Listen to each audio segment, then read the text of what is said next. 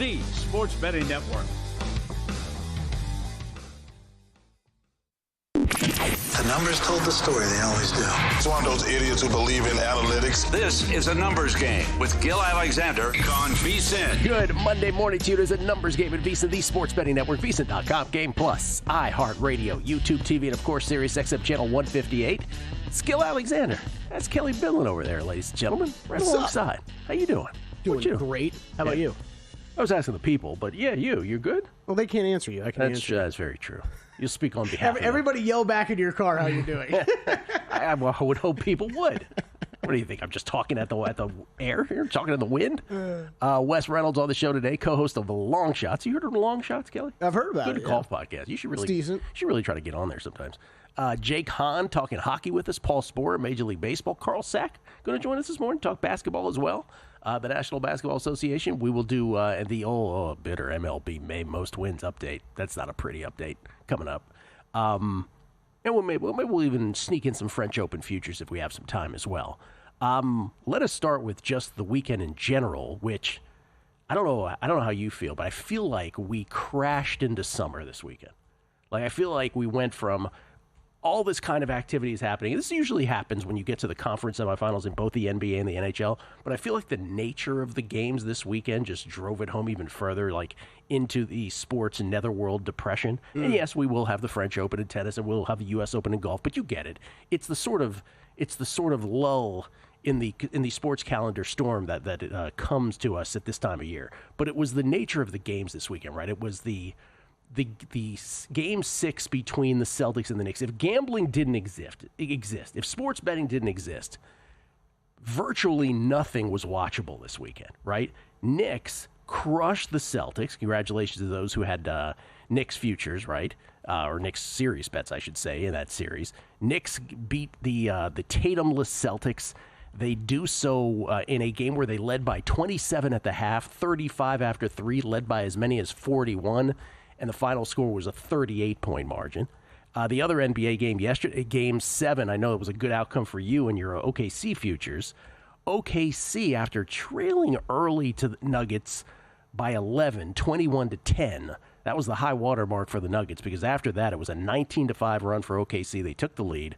They ended up extending the lead to 14 by the half. They ended up leading by 25 after 3. They'd lead by as many as 43 in a 32-point win in the end, because the Nuggets scored the last, 9 points of the game or something like that. Just crazy how many of those games in that series, that end of the second quarter ended up mattering so much. Yeah, like that flurries. Just flurries. Ray Leonard against Marvin Hagler. That's what it was. So those two games, virtually unwatchable. We have our conference semifinal set. We'll talk about that in moments. The hockey game last night, Game 7 between the Leafs and the Panthers. My God, Leafs fans. We'll talk to Jake about this later. Sorry. Oh. It's rough. They were up 2-0 in this series, and we forget they were up 3-1. The score was 3-1 in Game 3. Yeah. Toronto was up. And the Leafs, once again, failed to make the conference finals. They haven't been to a conference final since 2002. Haven't won the Cup, famously, since 1967, but they haven't been to a conference final since 2002. And Austin Matthews calling teammates passengers yesterday. Oh, that's brutal. Passengers? Brutal. What does that mean? I didn't catch that. That means too many. He said too many of his teammates were passengers. Like he's the captain leading the ship? Well, basically that they were just standers by. That is a brutal. That's about as brutal of a line as you can drop. And they ended up losing 6-1 yesterday. That game was kind of unwatchable after the Panthers took the 3-0 lead. You thought for a moment there in the third period when Domi scored 3-1, maybe this is something that was quickly snuffed out. The PGA Championship yesterday also kind of ended up being unwatchable down the stretch. Though there was a moment yesterday in round 4. I thought it was just going to be a walk in the park all day, a walk on the course literally, just a long walk for Scotty Scheffler, but it got dicey there in the middle when Jon Rahm caught him.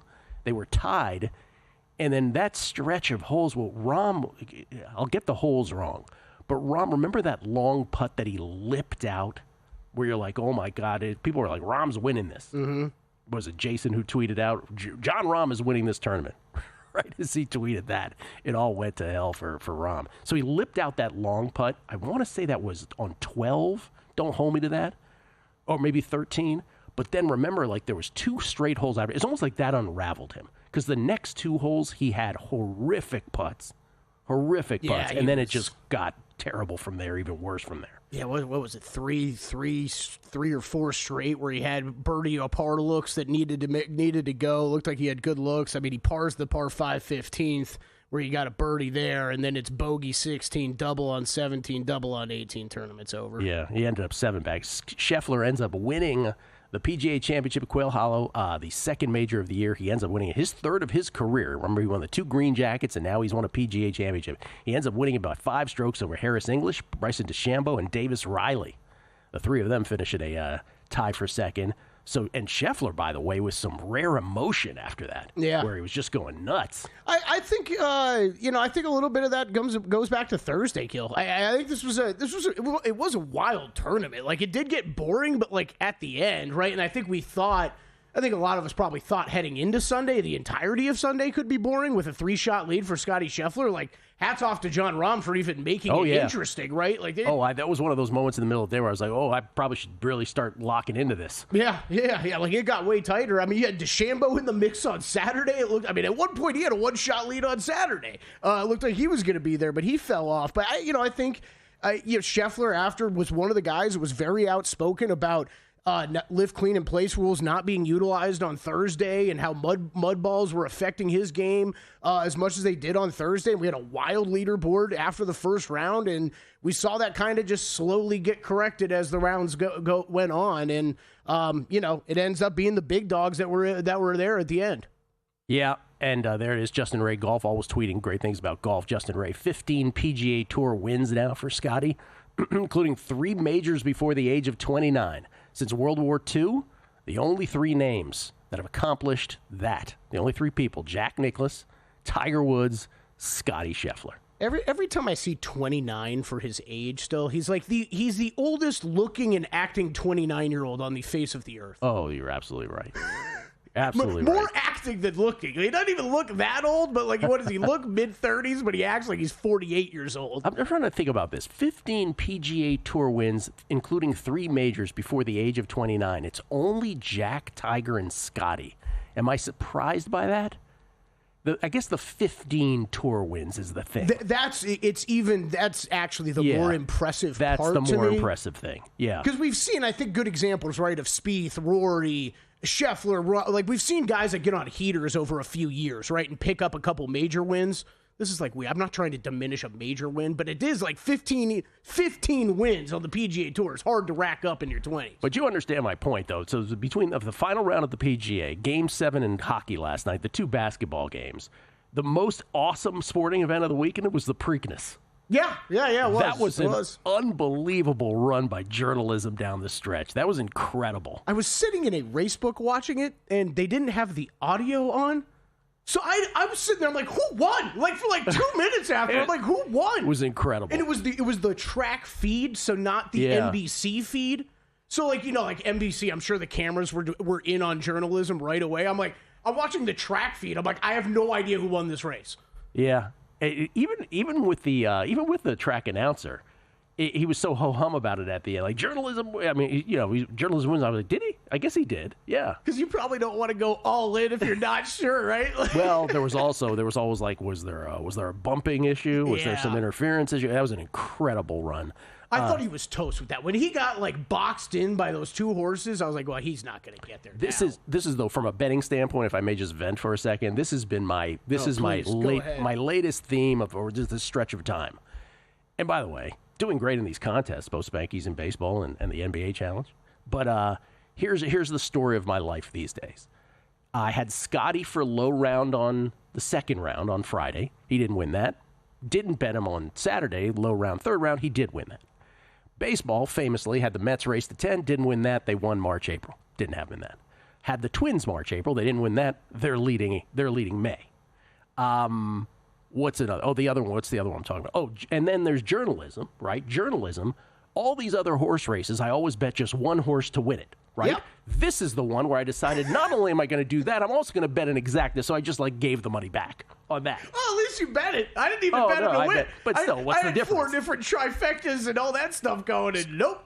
So I am either, how can I put this, ahead of my time if you want to spin it beautifully in all these sports, or just an idiot. I don't know what we call this, but everybody who bets regularly gets into that groove. This is a pretty strong groove of them across multiple sports. It's like I just can't get the timing because down. That's it's the part you just brought up. That's always the difficult mental part, right? Where you're like, I can't. Am I ahead of things? Am I behind things? What is going on here? All right, and then explain one thing, and we'll get to your thoughts on these lines here in these basketball games. But explain one other thing to me. Why is it that both in the NBA and the NHL, the team that played last that is still alive, so OKC in the NBA and the Florida Panthers, you know where I'm going with this, and the Florida Panthers in the NHL are both playing first? I have no idea, Gil. And especially, it's not even just first. It's 2 days after they just completed a series. Where the teams that have been resting get to rest even more.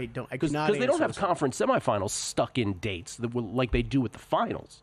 So I don't know. Conference semis or conference finals dates? No, I'm talking. They don't have conference finals dates set the same way as they do the league finals. Correct. I'm assuming it has something to do with the networks. I'm assuming it's that, but I don't know. Oh, that sounds kind of shafty. If you know what I mean. Yeah. I mean, it's. I was thinking that already about the Thunder as I'm like doing some prep work yesterday on the NBA, but then that hockey game finishes. I'm like, hockey too? Are you serious? I thought the same thing. I was like, what are we doing? All right, we'll get our thoughts on game ones in both of the NBA games. OKC installed as a 7.5-point favorite against the T-Wolves. Knicks installed as a 4-point favorite. We'll look at series lines as well. And again, hockey with Jake Hahn, Carl Sack on the NBA. It's a numbers game at VSiN, the Sports Betting Network.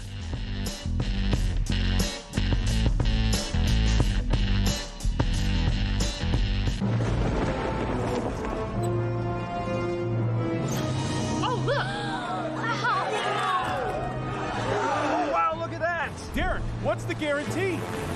Eric? Time to make history. Millions are calling. Look for the Circa Million and Circa Survivor guarantee on May 22nd, 2025. 2 ways to win. Millions guaranteed. 100% payback. So, Paulie, have you had a chance to read the VSiN Daily yet? Yeah. Came in at 3 a.m. What's Bill doing up that late? Well, rumor has it starts off with a 12-hour meditation session. Then he just pours himself over film and live TV, really focusing and taking it all in. Bill's in with the biggest insiders, talking trade secrets, strategies, the whole nine, absorbing the info. And then and only then can the writing process begin.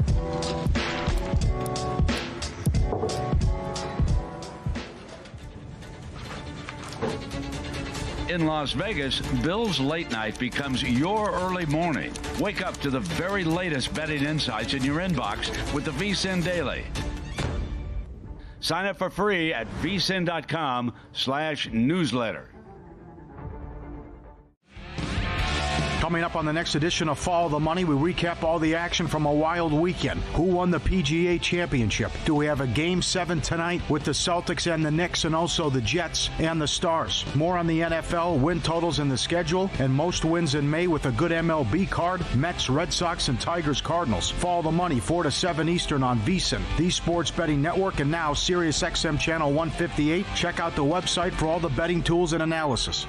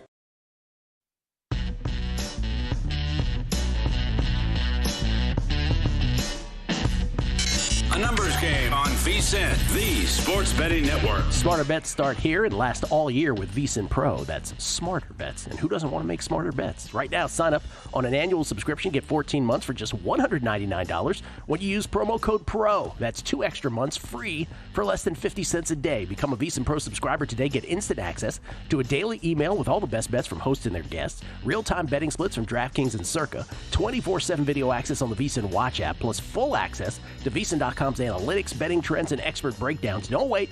Go to VSiN.com/subscribe. Use promo code PRO to lock in this offer. That's VSIN.com/subscribe. We get tweets at Beating the Book. Always appreciate the feedback. Kelly, not only do we have the best listeners in the game, but you know what they do so well? I will inevitably come in here and I'll have like 50 things that I want to talk about, but if I don't write them all down, inevitably there's going to be a good percentage of them, like little just note stuff that I thought about. Well, I'll forget to mention, and then like 5 days later, oh, you know what I forgot to mention? You Krakenberged it. Yes, exactly. I Krakenberged it. I didn't even Krakenbergered it. Yes. But folks do such a great job of filling in those blanks. Matthew Mayberry. John Rahm couldn't cash my massive tickets I had on him in play, he says, but he did allow Scotty to drop as low as minus 160. Hope everyone was able to take advantage of that. Okay, Matthew, this triggers something that Kelly and I were texting about this weekend. Books did I want to use the right adjective. I'm just going to go with what first popped in my head. A spectacular job of making Scheffler largely unbettable for the entire 4 days. Agree? Yeah. There were so many times I wanted to get in on him where I'm like, yeah, that's the price. It's not. It's become more of a Scheffler betting thing, period. Yes. But majors, I think it applies even more at. But the whole attitude of, because we've said it on Long Shots a million times. I've said it on this show a million times. You've probably heard a bunch of other people talk about golf betting and say this too. Well, wait and see if you can get in on Scheffler live at a good moment. Yeah. I think I checked about 6 times throughout the tournament, Friday and Saturday, or Thursday, Friday, Saturday.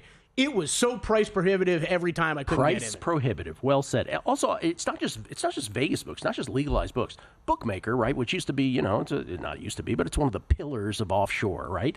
Chris, bookmaker. They had a Scheffler versus the field prop that was up all day yesterday. Grayed out the entire day. Grayed, meaning Gray. Grayed out, meaning it was locked, unbettable. Yeah, like at and your the whole book, time you're like, the... refresh. When is this going to happen? Never bettable. And this is contrast this to the Rory Masters experience where I did get in on him, right, and made a lot of money. But it was like there was rarely an opportunity. So, Matthew, in retrospect, when you say minus 160, I didn't even see the minus 160. It wasn't available to me where I was looking yesterday. And even if I did see it, was it fleeting? Would I have played it? I don't know that I would have. I don't know that I would have been running to bet that even then. Because it's when they were tied yesterday, right? But then it's like at that point, Scheffler's game was looking a little shaky. Yeah. So I don't even know if I would have done it. But then, Rahm, I brought it up Wednesday when we were talking about this. I'm glad I at least said it on this show and then on Long Shots as well. Rahm was always the guy all week long that, nobody was talking about. The top of the board was getting heavily bet. Scheffler, Rory, DeChambeau. It was getting bet. We all thought it was going to be kind of a lot of us golf bettors thought it was going to be one of the big guys that went out and won this thing. But Rahm was the one I never heard anybody mention, yet he never drifted. The books wouldn't let him get out to 20-1. And I think those are always things that you can kind of read into of all right, who do the books, who the odds makers like in these situations? And I think they were a little higher on Rahm than most bettors. Jonathan Call. The only event worth watching this weekend was the incredible performance by Journalism in the Preakness. Amazing. Yeah, I totally agree. It was incredible. Kevin Ryan. Gil, you are correct. The sports were a bit of a buzzkill, but I have to say the Rolex commercial showing Tiger from a youth to his winning the 2019 Masters was epic, arguably one of the best of all time. I loved that commercial. Yeah, that's a good one. It was so good. Golf tournaments just flex on you so much with the commercials where it's like, hey, would you like a Rolex, a private jet? I literally almost texted you after that going, I think I want to buy a Rolex. That's great. Wet Willie Cologne. Don't forget Carlitos taking out that cheater Sinner in straight sets was also unwatchable. Yes, as James Sott then says, not just basketball, hockey, golf was a letdown, but so was the Rome Finals. Coco was awful. And I was pretty hyped about Sinner versus Carlitos, but Carlitos took him apart like a surgeon, and that was basically a blowout. At least I hit Carlos to win Rome. Good for you. I had Sinner in the final, had tons of CLV. Nope. Got beat in the first set tiebreaker, and then he got rolled in the second set. Now, part of that was Sinner you can sort of write off as, well, that was his first tournament back. the fact that he even got to the finals, you can sort of write that off and be like, well, that was incredible alone. But you're right about Coco. Coco, I don't want to say this out loud, but I'm about to say it out loud because I texted this to the group chain this weekend. She's about a year or so away from the murmurs of disappointment starting to creep in, because she's won one slam, which was awesome. I was weeping when she won at the U.S. Open. One slam, one 1,000, and one WTA final. She's only 21, so there's plenty of time. Right, yeah. But about a year or two from now, if that's all she's done, Game Time Jones, when Rahm made the putt to tie it at 9 under, DK had Scheffler minus 140. Yeah, well, we don't have DK over here. Sorry. Manny Davison, does Jake have any thoughts on where Mitch Marner is headed July 1st? Heard Kelly is looking for a roommate. Yeah, they're going to break up the Leafs for sure. Okay, this is I alluded to this earlier. This is the May most wins update. The Twins continue to troll. 13-3. Their long winning streak was finally busted up by the Brewers yesterday, but the Twins remain the winningest team in May thus far. They're 13-3, followed closely by the Tigers and Cardinals, who are both 12-4. Phillies 11-5. Cubbies 10 wins, 10-6. Braves and Royals 10-7. Yankees, Giants, Rangers with 9 wins. The Padres lead the 8-win group. The Padres this weekend, talk about disappointment. We went into the weekend thinking, all right, let's go. Let's make up a couple games. We're good. Padres get swept by the Mariners. Padres this weekend against the Mariners. Oh, man. You ready for this stat here? 0 for 21 with runners in scoring position, 22 left on base. 0 for 21 with runners in scoring position. Brutal. So, and I watched every pitch of the first 2 of those. I couldn't bear to watch yesterday. But it's like, I don't know what the most frustrating thing is in sports betting. Bad beats obviously leap to mind. But in the non-bad beats category, backing a baseball offense that can never come through is about as frustrating as it gets. Mm-hmm. And they just could. It's like every time they got someone right, you're like this. So the Padres, we're 8-7. For the Padres to win May, you kind of have to go 11-0 at this point. Yeah. And then hope. That would get you to 19-7. But again, you'd have to sweep the Jays. Okay. Braves, not likely. And then you do have 5 easy games at the end with the Marlins and the Pirates. So anyway, the problem with the Padres is as soon as they got all their players back, right? They got Merrill back, they got Cronenworth back, they got Lockridge back, Arias before that. Full strength offense. Right as that happened, their bullpen went from being awesome to terrible. All of a sudden, the bullpen was just giving up everything. Mike Schilt, when not taking out Suarez after 3 consecutive walks, waited until 4 in that one game. He's taking out starting pitchers too early the other day. And then the offense. Like this offense that is at full strength, just not being able to come through. And it's baseball, and it happens. And it's happening to us. It's not fun. It's really not fun at all. So are you a big Tigers and Cardinals fan right now? For this market right now? Yeah. I think the Cubs' schedule is still the one that you would have to seize on. Remember when we settled on the Padres, there were 4 other teams that I considered, and those were the Phillies, the Cubs, the Giants, and who was the 4th? The Tigers. I was going to say, I thought the Tigers. Yeah, the Tigers. So the Tigers would be the one that I would lament the most. But you know who I didn't consider? So you're like the Cardinal. You're like a Cardinals fan then. If this comes down the stretch, I'm a Cardinals fan. I mean, the other one I would say is the Twins. I never considered either, but the Twins would just be, oh, look, I just got them a month early. This is why I brought that up. It's you want anybody else but the Twins to win this. Oh, I don't. At this point, it's like, come on. Really? The Twins are it's such a troll. I had tweets from people in March, April. One guy was like, oh, you ended up picking the team with the least, the fewest, right? They thought it was going to end up with the fewest wins. Well, yeah, this is why I picked the Twins, dude. But yeah, it has not been schedule conforming thus far in the first couple months of the season. Used to be last year, wasn't this year. So that's where that stands. Let's get to the NBA real quick, though. I want to see if you have any, before we get to Carl's thoughts on this after the break. So OKC favored by 7.5, total 216 in Game 1 against the T-Wolves. Knicks favored by 4, total 223.5.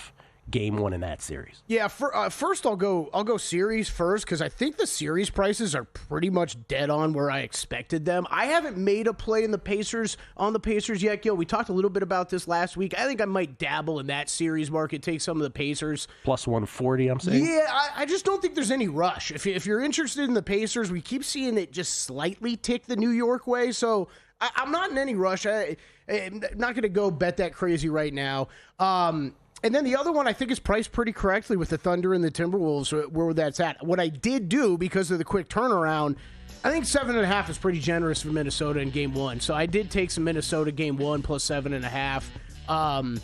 And then I also bet over 5.5 games in that series. I think that this... OKC, Minnesota. Yeah, lean Thunder. I think they probably get it done, but I think it's in a long series. Yeah, series price on OKC minus 345. T-Wolves plus 280 on the comeback, minus 160 on the Knicks in the series, plus 140 on the Pacers. Carl Sack's thoughts and bets next. And they're off.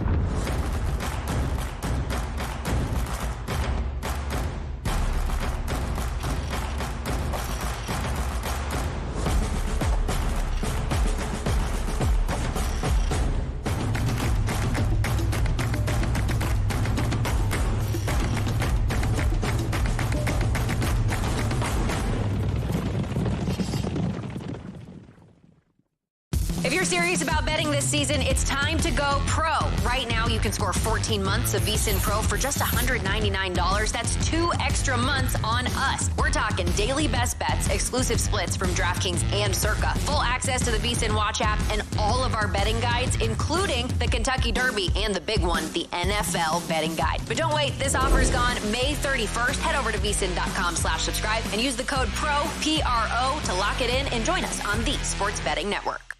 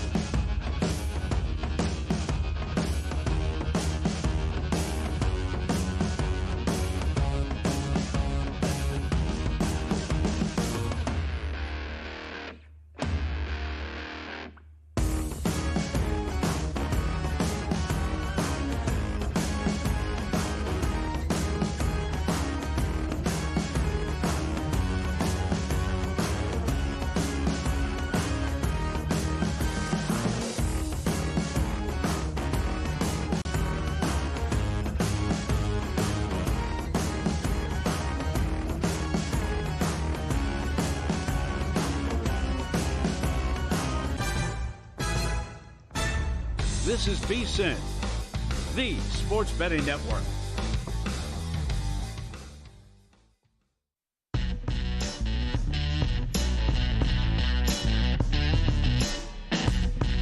A numbers game on VSiN, the Sports Betting Network. Check out the sharp plays, unmatched transparency with records updated daily, AI betting analysis, real-time global betting information, alerts directly from the pros.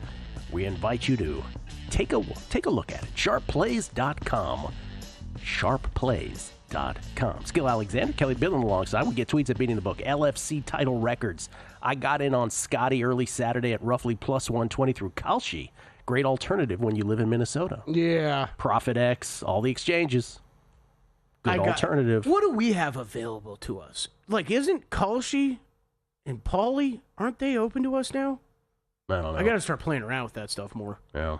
That's a great price. Chance Copperpot. This is for you, Kelly Bidlin. He says, I typically pick 3 outrights, but I've also been betting Scotty T5 and winner as kind of a hedge, so I broke even on the championship. Am I doing it wrong? Yes and no. I mean, just look, long-term, what odds are for Scotty Scheffler in golf tournaments if you bet him every single week. Like, you're going to be down money, but I understand in these big-time spots wanting to do that. I mentioned Scotty Scheffler won by 5 over English, DeChambeau, and Riley. He won by 6 strokes over a group of golfers that included JT Poston. Would you like to tell your JT Poston story, Kelly, before we get to Carl? Real quick version. So after... This was like the same season that he got his first win, which was 2019. So this was like 5 years ago, right? Maybe a year after this. And my mom and stepdad are out on a golfing trip, okay? And I think the story goes she's at the bar or something. My stepdad's like doing something in the pro shop or whatever. She's getting a drink at the bar. And this guy comes up to her and they start talking. And he slightly throws in there, Gil, just real smooth like that. He's JT's dad because the golf's on the TV. And, of course, my mom, like any person who knows golf, thinks he's talking about Justin Thomas. And I'm like, no, it's JT Poston's dad that she runs into. And they start chatting. So it's always a fun make fun of my mom moment whenever I see JT Poston up there. Well, why is it to make fun of your mom? Because he's a guy in a bar. Come on, he was clearly hitting on my mom. Okay, there you go. Why. That's what I was trying to get at. On my mom. That's what I was trying to get at. It was just hilarious. She texted me after. She's like, you know who JT Poston is? I'm like, yeah. JT Poston's dad liked himself some Mrs. Bidlin. I just remember the I'm thinking it's Justin Thomas for the whole time. Like, yeah, of course, because anybody would. In a way, I'd have considered that. Carl Sack joins us courtesy of the Progressive Guest Line to talk some NBA with us. You can follow him at Killer Sports and KillerCappers.com. Joining us from just outside of Denver, Colorado. How you doing, Carl? What's happening, man? Good morning, Gil. Good morning. Kelly Bidlin alongside, too. You can say good morning to my little buddy Kelly Bidlin here. Hey, Carl. Hey. I was listening to your guys a little bit earlier and hearing Kelly's take on the Minnesota-Oklahoma series, Game 1. All right, so let's start there. What's your take on that with OKC favored again by 7.5? And now, of course, not only now, but they have been, but remain the short shot to win the NBA championship. I agree with Kelly in terms of Game 1. I make the line 7 for OKC, but I think that there's certainly the rest disadvantage, and then you've got OKC coming off of such an emotional game to save their season essentially. I think that there's got to be a little bit of a letdown, and so I would look towards Minnesota here, whether it's plus 7.5 or maybe plus first half line, something like that. I would expect them to come out a little bit slow. We expect them to come out a little bit slow. But if you look at the series as a whole, minus 330 on OKC is about right to you? I mean, it's tough. Oklahoma City's kind of shown the series is supposed to go every other day. So I think that will favor Oklahoma City's depth. But I think it's probably about right. I don't think I touch the series line at this point. I just get involved on a game-to-game basis. All right. I mean, Carl, it is a reaction, though, this price to what we saw this last series, right? Because we got the closing series price for Denver, Oklahoma City was almost double this on the Oklahoma City side. I think we're seeing that Oklahoma City does have some cracks, that they're not the ideal playoff team, and that they're not top heavy. And that's typically what you want from a playoff team. They've got great depth, and that's going to help them on, shorter rest games. But, and if they have any injuries, they're going to be able to withstand them a heck of a lot better than Minnesota. Minnesota loses Edwards or Randall or something like that. It's going to really be a game changer. We were talking a little bit about this off air. Kelly was saying, Ant is going to be asked to do what Jokic was asked to do in the previous series, which is basically to facilitate all and to be the guy in so many ways. Realistic over a best of 7 series, in your opinion? Could it manifest in a way that Minnesota gets this done? I think Minnesota could do it. Yeah, I don't know that Ant's going to have Joker type numbers, but I also think that Minnesota's got they're more talented than Denver in the sense that Denver was banged up. Porter was playing without a shoulder the whole series. Gordon in the last game, Murray the last couple of games. As far as I know, Minnesota's 100%. So I think that they can spread the ball around a little bit more than Denver did. All right, Knicks are minus 160 favorites against the Pacers. Best of 7 Eastern Conference Final Series. We'll be inundated with the Reggie Miller clips all week long. That's for sure. Game 1 spread -4. Knicks favored by 4 here. Total 223.5. Does the series and the game price seem about right to you there? Similar to Kelly, I'm mildly interested in Indiana in this series, but probably will hold off and see if I can get a better price. I don't feel comfortable going in on them at this point, but it would be them or pass. I think maybe the way to go, at least in game 1, is to look under the total. Both these teams haven't played in a while, 5 days, whatever it is, 4 or 5 days. And I think that there's going to be a little bit of feeling each other out, a little bit of rust early on. So yeah, I would lean under the total in this first game. All right, so under the total in the first game. So let me speak on behalf of the three of us, right? You guys watched way more regular season NBA than I did, and I watched my share of NBA. So I'm going to speak on behalf of the non-NBA hardo, who has contended now for years that the NBA, the difference between the regular season and the playoffs is such that it almost affects handicappers poorly who are too close to the sun on this sport.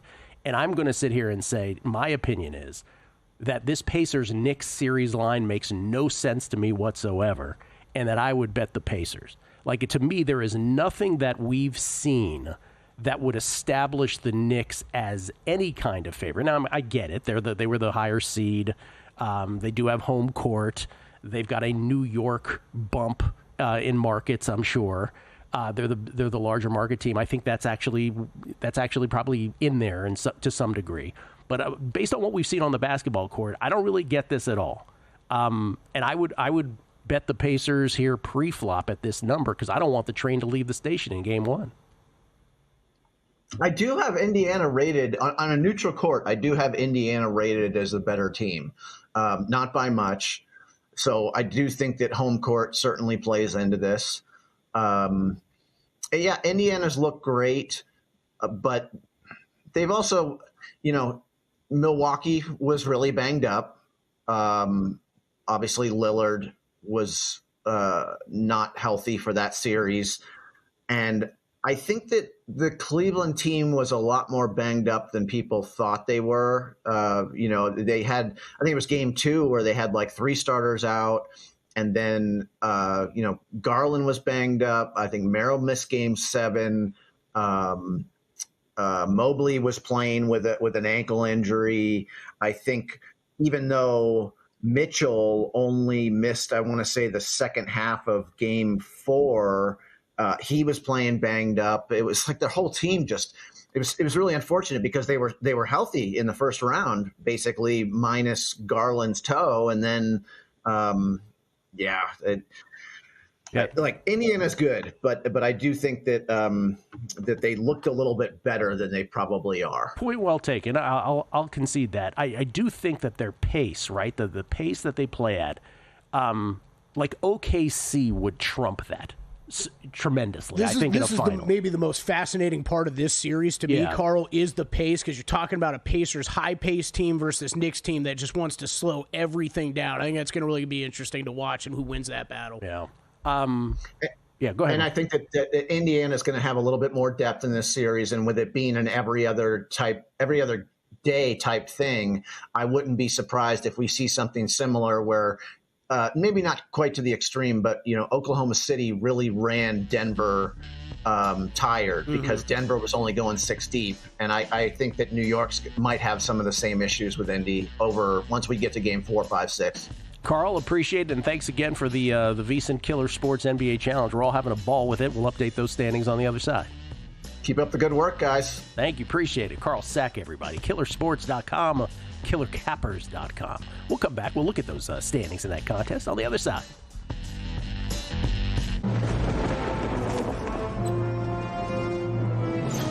Oh, look!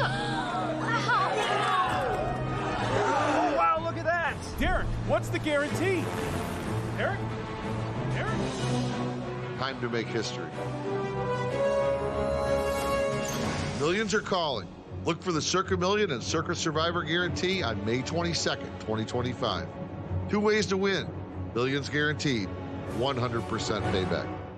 Your favorite VSiN shows and personalities are now available to download as podcasts. Catch every hour of our live broadcast with VSiN Best Bets, or find your go-to show and download it directly. Get instant reactions to last night's games, sharp analysis on today's biggest matchups, and everything in between. Whether you're commuting, working out, or just catching up, VSiN lets you take the action with you wherever and whenever you want. Search VSiN on your favorite podcast platform and get in on the action with VSiN, the sports betting network.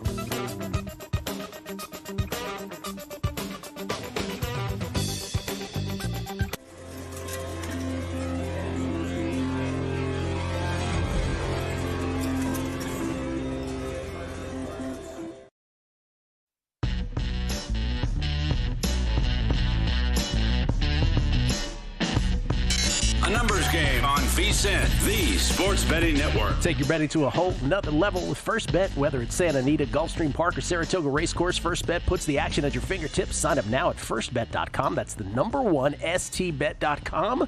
And use promo code VSiN200 to score a 20% rebate on all your wagers for the first 60 days, up to $200. Don't miss out. Bet smarter today at firstbet.com. Skill Alexander, Kelly Billett alongside. Let's talk a little baseball. Beyond May wins. With our buddy Paul Sporer from Fangraphs. Maybe in a minute. Oh, maybe in a minute we can talk about that. Maybe in a minute. Oh, in the meantime, then, can I give you a documentary recommendation since we have a minute? Sure. I only answer that way because there's so many, like, you know, when someone's like, hey, have you seen this show? And it's like, I mean, I've heard of it, but it's like on my list of 900 shows to catch up on. There's too many good things on these streaming services. What list do you consult more? Your shows to watch or your bets I need to make list? This is a great question. I feel like most people have a running grocery list too, right? Yeah. Like that's always builds up during the week. Like that one's not weird, right? I definitely have a show movie list though. Like I have that. I could show it to you right now. A show slash movie. Yeah, list? Like hey, I'm going to write this down as some shows I want to watch. Well, I even break it up. There's dramas. There's comedies. Oh my God, it's like 30 deep. All right. Well, someone recommended this. I apologize because I don't remember who recommended this the other day on Twitter. But I got on the old Netflix yesterday. You know, Untold, that series of sports documentaries. Yeah. So their latest one is the Gilbert Arenas Javaris Crittenton. Oh my gosh! Okay, please. Incident. I mean, I don't want to say no spoiler alerts because we kind of know what happens, but yes. Be careful because this is the top of my list on documentaries. I've been looking forward to this one. It is fantastic. I thought. Because why is it fantastic? It's not the most amazing story of all time. It's fantastic though because it's the first deep dive into that situation. For those who don't know what I'm talking about, when Gilbert Arenas and Javaris Crittenton both played for the Washington Wizards. Which I'll push back a little bit. It was a ridiculous story. It was, but I think there's probably a portion of the audience today that's like, what are you talking about? Because this is like, what? This is like 17 years ago? I mean, it's a long time ago. So when Arenas and Crittenton were both with the Wizards, there was an incident where both had guns in the locker room. And what ended up happening is they both ended up getting 50-game suspensions. And in the case of Crittenton, his life spiraled from there. And anyway, they have both Arenas and Crittenton on the show talking very sincerely and in depth. And I thought they were both great. They were both now so many years later talking about it. And it was, how can I put this? It was just such a sad tale. It's terrible. So sad how the immaturity and even they would admit this, the stupidity and the egos of young guys lead to just what was just a personal tragedy for Crittenton. It's sad. And not only a personal tragedy for Crittenton, I should say the bigger thing is that he killed somebody. Yeah. He killed somebody. I won't spoil any more, but then there's even more tentacles to that because he's out free now. Yeah, I'm looking forward to watching it. I'll leave it at that. I mentioned this the other day. I was friends with his ex-girlfriend too, so I knew her perspective on the whole thing too. Just the incident itself, like when it happened, like the stories that came out right after it, it was just one of the craziest locker room stories you'll ever hear. Everyone was a loser in that story. Yes, everyone. Let's talk some. I recommend that highly. Untold on Netflix. Let's talk some baseball. Paul Sporer joins us now, courtesy of the Progressive Guest Line. You can follow him on Twitter at Sporer. Sporer. He works at Fangraphs, and of course, the name of the podcast, Sleeper and the Bust. How you doing, Paul? Gil, I'm well. How about yourself? Doing very well. I want to ask you a couple things. One, the San Francisco Giants. Don't look now, as they say. The San Francisco Giants are one game out of first place in the National League West. This is incredible. This is after the Dodgers got swept by the Angels and the Padres got swept by the Mariners. And then the Giants do Giants magic things, and they win ball games. By the way, did you see that game the other night? Wilmer Flores had a grand slam, a 3-run homer, and a solo shot against the Athletics the other night. The question is very simple. Would you bet the San Francisco Giants to win the National League West? And I'm getting the the number here as we speak. I was too busy telling the plus 1875. No, I'm just kidding. I don't have it. No, that's not great. 12 to 1. 12 to 1 on the Giants. Nice chance, though. He's just making up numbers. Kelly's just going to make up numbers. The Dodgers' price is just ridiculous in everything. Well, the Dodgers are minus 450. The Padres are 8 to 1, and the Giants are 12 to 1. By the way, it should be mentioned the Diamondbacks, who are a few games back, are 11 to 1. What's the bet? If I said you must make one bet, what's the bet? Probably the Diamondbacks or the Padres for me still. You know, I'm not going to hate on your Giants. I have a history on this channel of not being as pro-Giants, even in the midst of their good seasons, because as is typical with the Giants, it doesn't look like it jumps off the page. You know, it doesn't really jump off the page of like, oh my God, this is such an amazing team. But I've learned, you know, it only took, 4 or 5 years of them playing very well like this without a great team on paper. But no, I do think they have a lot of things working for them. They finally moved Jordan Hicks out of the rotation for Hayden Birdsong. I don't even know why they went back to the Jordan Hicks as a starter thing this year.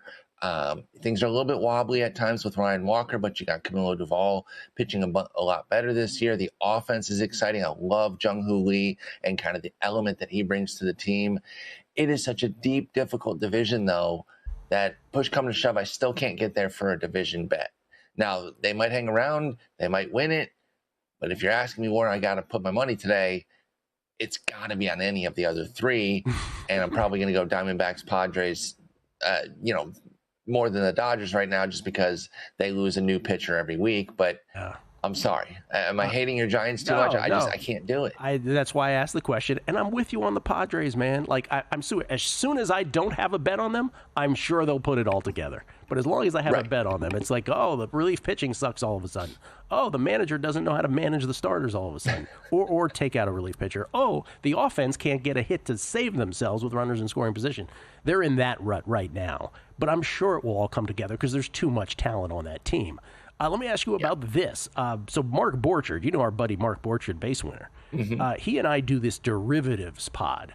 Q1, Q2, Q3, we go through all these betting stats. And last year, the biggest thing, the headline of what was uncovered was that the White Sox, while sucking royally, epically, right, and only winning 41 games last year, they were actually like a top 5 first 5-inning team betting-wise. So it was this amazing thing where, because a lot of that had to do with the fact that they were big dogs, but they would manage to stay ahead through 5. Now, it's not as big of it's not quite in that direction this year, but it's almost the same thing. They were 5th first 5 when we did the podcast a week ago. They're 9th currently, but they're only like a few dollars away from being 5th. As the 9th most profitable first 5-inning team in baseball. And once again, the White Sox having a terrible year. They're 14-33, not as bad as last year, but you get the idea.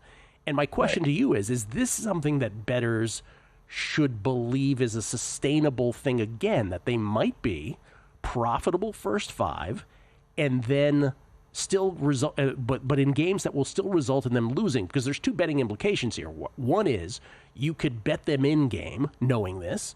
And 2, there are certain sports books that offer something called a double result, a win first 5 and a loss full game, which is at really nice odds. So sustainable or not? There is a tinge of sustainability here to this with the White Sox because the hallmark of a bad team is always going to be a wretched bullpen. And, the worse the team, generally the worse the bullpen. They've got a little bit of a vibe going with the starters. Shane Smith's been a real big standout Rule 5 guy from Milwaukee. And then guys like Jonathan Cannon, Davis Martin, not so much Sean Burke, even though there was some expectation for him coming into the year, but they've gotten some decent starts. So I see how this works and the way it did last time, because again, catastrophically bad bullpen is usually why you have a terrible, terrible team. So, but the only reason I have a little bit of skepticism is because despite, at times looking decent as a starter, they don't miss bats. And so, that's the part that scares me with their starters is they're not dominant. Shane Smith is the closest one to it. But if you're going to look for a positive, a little bit of a silver lining with the White Sox, I do think that their starting pitching is probably the best element of that team. And they could add some guys in season from the minors too. So there might be a little something there. I mean, I wouldn't go crazy on it, but I would certainly keep tabs on it with the White Sox. The other thing, Kelly, we were talking about the golf thing, how they wouldn't let us in on Scheffler. Last year, you used to be able to get that double result on the White Sox at about 7-1 on average. Of course, the odds aren't as good this year. Really? Oh, they lowered I can't believe this is happening. It's incredible. DFS on the way out, please. What do we got today? So today, I mean, we actually have a pretty interesting board because there's not a ton of studs. In fact, one of the best, Christopher Sanchez, is at Coors. My number one guy today is actually going against the Giants.